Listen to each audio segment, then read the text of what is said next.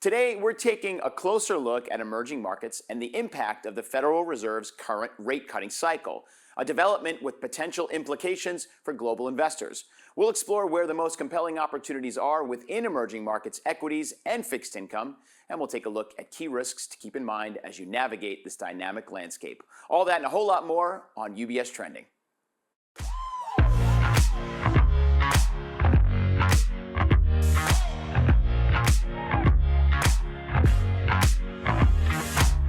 Hi again, everyone. I'm Anthony Pastore, and this is another episode of UBS Trending. Thank you so much for joining us today. Alejo Cherwanko is back in the hot seat. He, of course, is the Chief Investment Officer for Emerging Markets here at UBS. Good to see you, my friend. How are you, Anthony? Doing really well. Lots to talk about today. I think, given the fact that we know now that the Fed has officially cut 25 basis points with expectations from CIO of more to come before first quarter of 2026. The question now kind of dips into, well, what would potentially be the impact on the emerging market space and investors there? So what are your first initial thoughts when you think about a rate cutting cycle, potentially 75 more basis points before the beginning of next year and EM?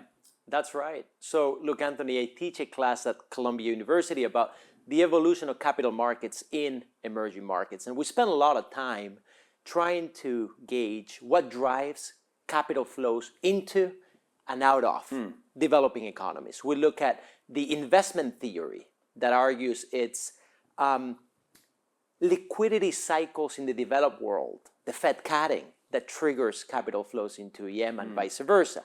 We look at the investment theory, which argues it is the quality of policy making in Brazil or Indonesia that attracts or rejects capital flows. History sends a very clear signal. It is the liquidity theory that explains most of the dynamics. And in other words, bringing this all to today, when the Fed cuts, this is a very nice tailwind for developing economies and their asset prices.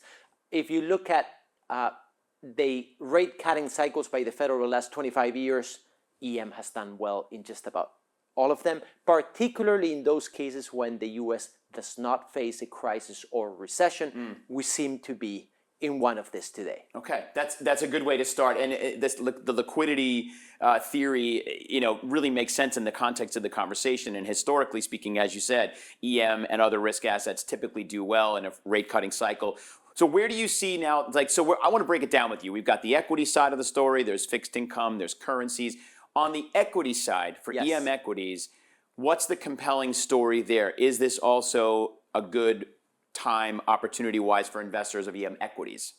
By and large, we think so. The first order of business is to look at your portfolio. Recognize that over the last 15 years, the US equity market, US tech stocks, only game in town. And that you might have an outsized exposure to a market that seems a little bit overpriced, right? When you look at equity multiples, S&P 500 trading at 23 times on forward earnings. This is the 99th percentile in terms of valuations over the last 20 years. There's life outside of the S&P, and we think you should have a balanced allocation geographically relative to the last 10 or 15 years. So first order of business is look at opportunities outside. Emerging markets should be a core holding. Within the emerging world, Asia is the most dynamic equity market region out there. A little bit of the Middle East and Africa, a complement of Latin America, but that's what we would first recommend. Within the emerging market equity space, specifically today, we like Chinese tech stocks. For their innovation and dynamism. We think Indian equities are interesting due to earnings growth that is above and beyond other emerging markets. We find opportunities in Brazil because it's trading cheap. That's a range of examples for you to take a look at. But if you had one decision to make, look at broad geographic exposure. Do you have enough emerging markets to begin with? Right. Diversified portfolio, as we always recommend. More important than ever, right, given how much the world is changing from a geopolitical perspective, from an economic policy perspective. Imagine what we've lived through so far in 2025. Yeah. It's truly historic. It really is. And, looking at that chart that we just showed on the screen, which your team put together, talking about, the historical benefits from easing when it goes towards EM equities, you can see how it moves into that positive direction, and we're looking at positive returns. It's incredible to see the history there on that particular chart. I know we have one also for the fixed income market, but this is really compelling stuff. It is the liquidity theory at work. Right. Simply put, when the Fed cuts and there's visibility of more cuts, this in a way erodes returns in core markets, pushes people towards the periphery, right? Mm-hmm. And taking into account the peripheral markets in the emerging world are shallower in terms of depth. It's the elephant in the bathtub, right? So you've got the Fed moving, going into a bathtub that doesn't have that much water, lifts many boats. I haven't heard that one. That's a really good. The elephant in the bathtub. I'm going to use that one. I'm always looking for an analogy when it comes to water, and I think that's great. Now let's shift to the fixed income, the currency markets. There is expectation that the dollar may weaken a little bit, especially as we go through this easing cycle from the Fed, and also on the debt side. Where do you see the opportunities for investors in those particular parts of the market? Starting with fixed income. Yeah. We got to be very mindful that credit spreads anywhere are very tight.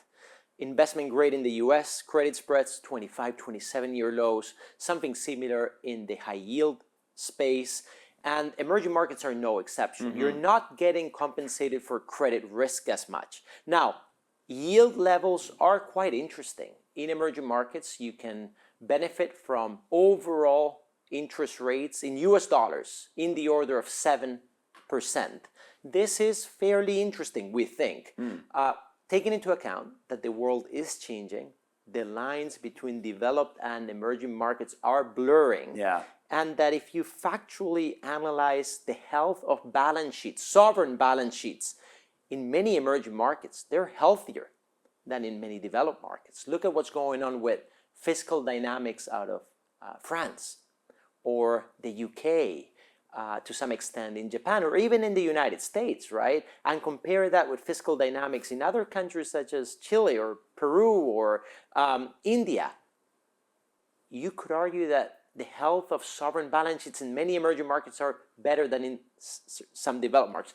Add to that a tailwind from maybe a softer US dollar, and we think it's compelling to be positioned in fixed income and currencies in emerging markets. For sure. Thank you, Alejo. Yeah, it is a really compelling, story to be listening to, and thanks for explaining it so well.